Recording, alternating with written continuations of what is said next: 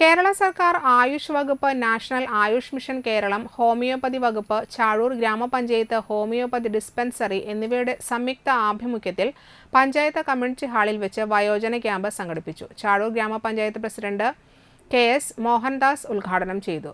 ആരോഗ്യ standing committee chairman Shanmughan അധ്യക്ഷനായി. മെമ്പർമാരായ NN ജോഷി, വിനീത ബെന്നി, ദീപ വസന്തൻ, പുഷ്പ, മിനി സജീവ് എന്നിവർ പങ്കെടുത്തു. ഡോക്ടർ സ്റ്റെഫി റോസ് ക്യാമ്പിന് നേതൃത്വം നൽകി.